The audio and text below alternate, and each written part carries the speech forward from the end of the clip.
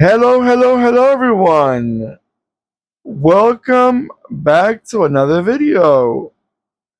Hey, if you got cars, if you want to see a car that you may not say, wow, I have not seen one of these in quite a long time, I will include myself in that list. And what I'm saying, when I'm going to do a proper presentation right now, what we have in front of us, it's a 143 scale 1990 Mitsubishi Diamante. If you want to know what Diamante means in Spanish, is diamond. Well, this is a diamond that has been lost in the past. At least in North America, if you find one of these in existence without being in a car show, which they don't really have these cars in car shows because it's still considered not a classic but not a new car, so they're like in limbo. But if you find one of these in a car show or in the streets, you're in luck because the Mitsubishi Diamantes are non existent no more. I don't know what happened to them. They're all dead. They all in junkyards. They all smashed. They all disappeared. But something must have happened to these beautiful, classy, attractive to my eye looking Mitsubishis. Let me do a proper presentation of history with the Diamante or the diamond in the rough. The diamond. This is the first generation of the Mitsubishi Diamante. It came out in 1990 and it stick around till 1995. And it was a gorgeous looking four-door sedan, as we see in front of us. It also had a five-door station wagon. I also have the station wagon, believe it or not. I have it as a resin, but the same model. I have it in a station wagon. I really love the Mitsubishi Diamante. I used to be in love with it because Mitsubishi Diamante was like the Mazda 929.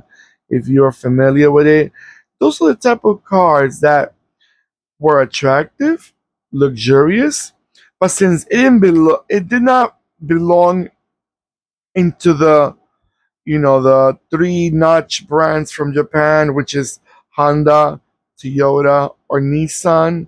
If it didn't belong in those three brands, you were the obscure brand. Mitsubishi and Mazda always fell in that category, more or less, because they were not the standouts of the group. And that's what really happened to this model. And then reliability. Like Mitsubishi, it's like a hit or miss. And I think that Diamante was a bit of a miss with being reliable. Either that or people did not care for them because you don't find them no more. You still find Galants, even classy. Galant, the Mitsubishi Galant from 1990 looked very similar to this one, but obviously the Diamante was the more fashionable one because it was a luxurious model. Luxury was the big brother of the Galant. But you find Galants out there, not many, because Galant had a VR4 engine and it was a bit of a racy model. So you still find them. But the Amantes, at least in North America, bingo, you find one, try to save it, and maybe in 20 years will be a respected classic that nobody has. But going back to the year engine, so you know more about the Mr. Diamante that a lot of people may not even be familiar. These cars had a 2.0, had a 2.5, and a 3.0. All of these engines were six cylinders. Depends on the market. Some markets did not have the 2.0, and maybe some markets did not have the other engines. It depends on the market. Every market is different. In some countries, these cars were not called Diamante; they were called Sigma. So it depends on where you're watching. But I remember in North America, they were called Diamante. But it was a real attractive. Let's see. Okay, so maybe I'm overly the top, but the Diamante I'm reading here, it was exported to Europe, Japan, and to North America and Australia. By the way, the second generation of the Diamante, if I'm not mistaken, and I'm not talking nonsense, it was actually built in Australia. The second generation. Let me just make sure what I'm talking about because I do remember that. Now, one thing I do have to say about the second generation, they were good looking, but they were not the same as the first generation.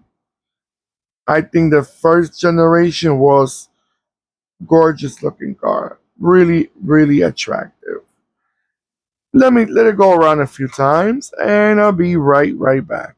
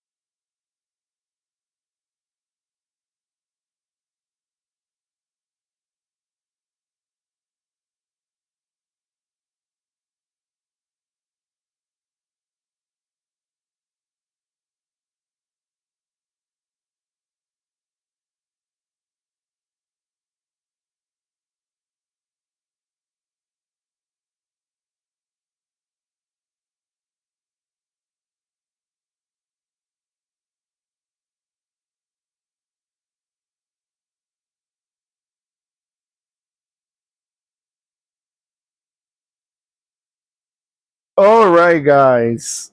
So what do you remember about this vehicle? Were they popular in the country in your country? Were they sold in your country?